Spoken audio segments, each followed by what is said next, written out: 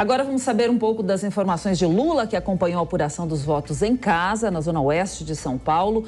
Quando a vitória estava certa, foi para a região da Paulista e discursou para a militância e apoiadores. O presidente eleito dedicou o resultado às mulheres e aos nordestinos. A repórter Beatriz Manfredini acompanhou tudo. Pouco antes das 11 da noite, Lula foi recebido por milhares de apoiadores na Avenida Paulista. O petista é o primeiro nome da história da República a ser eleito 3 vezes para a presidência por meio do voto popular.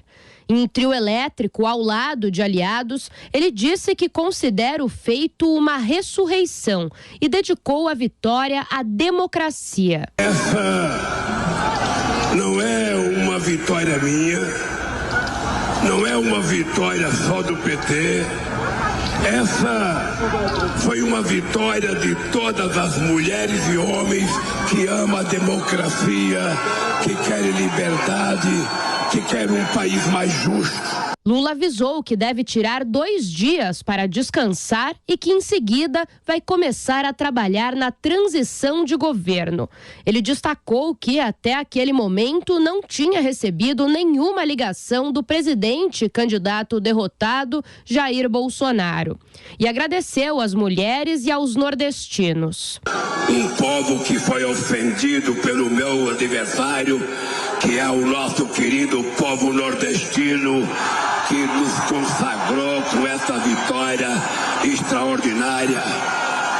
Eu quero agradecer aos 215 milhões de habitantes, mas o povo do Nordeste merece uma palavra especial, porque aquele povo foi muito porreta no primeiro, no segundo, na eleição da Dilma, na minha primeira eleição, e vai ser muito porreta para ajudar a gente a governar esse país. O petista discursou de pontos diferentes do caminhão, em uma tentativa de ser ouvido por todos. Durante as mudanças de lugar, disse que ali não tinha direita. Eu falei com a esquerda, falei com o centro e do outro lado eu vou falar com a esquerda outra vez. Aqui não tem direita. Lula acompanhou a apuração de casa em Alto de Pinheiros, na zona leste da capital. Quando a contagem chegou aos 98%, ele deixou a residência pela porta da frente, cumprimentou eleitores e veio para este hotel, nas proximidades da Avenida Paulista, onde fez seu primeiro discurso. Em quase 30 minutos de fala, o presidente eleito definiu a eleição deste ano como uma das mais importantes da história e disse que o ódio foi propagado de forma criminosa no país e pediu paz e união. Lula afirmou que o momento é de reestabelecer a paz entre os divergentes e garantiu que vai governar para todos. A partir de 1º de janeiro de 2023... vou governar para 215 milhões de brasileiros e brasileiras. E não apenas para aqueles que votaram em mim. Não existe 2 Brasis.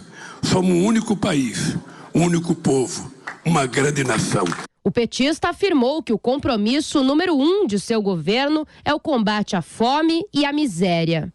Não podemos aceitar como normal que milhões de homens, mulheres e crianças neste país não tenho o que comer ou que consumam menos calorias e proteínas do que o necessário.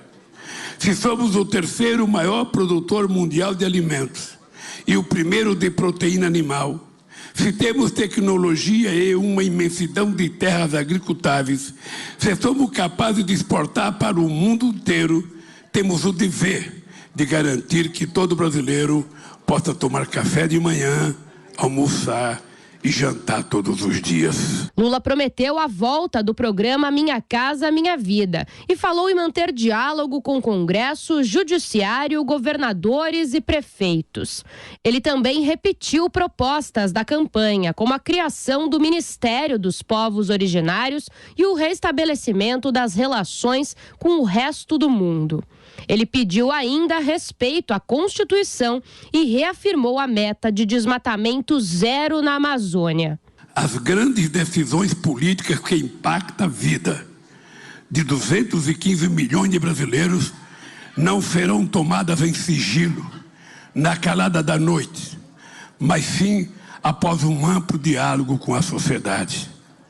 Acredito que os principais problemas do Brasil, do mundo, do ser humano, possam ser resolvidos com diálogo e não com força bruta. Nos dois momentos, Lula esteve acompanhado de nomes ligados à campanha. Além do vice, Geraldo Alckmin, estavam presentes a ex-presidente Dilma Rousseff, Simone Tebet, Marina Silva, Elisiane Gama, Fernando Haddad e o deputado André Janones. E a gente volta a conversar com a professora Flávia Rezende, que é do Centro Universitário da Serra Gaúcha. Professora, a gente viu aí o discurso de Lula e de muita união, né? União que já começou no primeiro turno, vários partidos coligados já nesse momento, inclusive com Alckmin, que era uma pessoa forte aí do PSDB, agora vice de Lula do PT. O tempo todo é um partido que vai precisar de união aí de vários lados, né? Não, exatamente, né? O próprio presidente eleito durante a sua campanha falou que não seria um governo do PT, uma vez que esse governo ele representaria uma ideia de frente ampla, né? Uma frente que envolve personalidades como o Alckmin, um antigo adversário, a própria Simone Tebet, que tem um passado de oposição ao PT e agora também como aliada. Então, é um governo que congrega várias forças políticas presentes no Estado brasileiro, né? Tem conversas com Henrique Meirelles. Então, é um governo que agora vai ter um amplo trabalho de negociação, né, nas suas políticas, porque tem um amplo, né, a sua base é muito ampla, então é um governo que vai estar com muita disputa dentro dele propriamente. Diogo?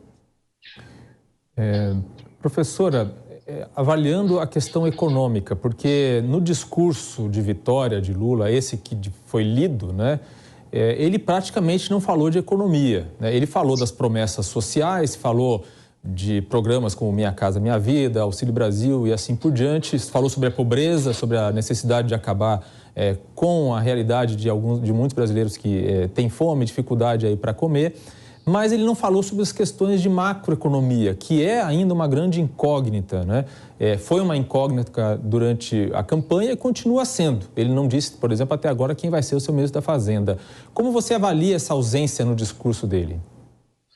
Eu acredito que no primeiro momento de campanha, essa incógnita, ela teve a utilidade de não afastar mesmo o mercado, porque sinalizações para sua base poderiam ter um impacto negativo no mercado, que poderiam ser vistas como uma irresponsabilidade, da mesma forma que sinalizar políticas muito expansivas em relação ao gasto público, mesmo com medidas sociais, poderia também afastar a sua base, né? Falar em ajuste não seria bem visto pela base petista, né? Da mesma maneira que falar em não responsabilidade fiscal seria complicado com o mercado. Então, o governo Lula tentou não desagradar ninguém nesse momento da campanha, mas agora ele terá que ser mais claro na sua proposta de política macroeconômica, que se por um lado ele fala em uma responsabilidade também com a questão fiscal, ele fala muito em expansão dos gastos públicos, né? Mas ainda não nos deixa claro como isso vai acontecer, que o próximo ano provavelmente será um ano de grandes desafios do ponto de vista fiscal, né? Será um ano com uma economia global bastante difícil, né? Todos os gastos que ocorreram nesse momento de campanha também tendem a aumentar o déficit do próximo ano. Então, acho que haverá uma pressão bastante grande, até de setores como Henrique Meirelles, né, que estão ligados ao governo Lula, né, de uma posição mais clara em relação à sua política macroeconômica.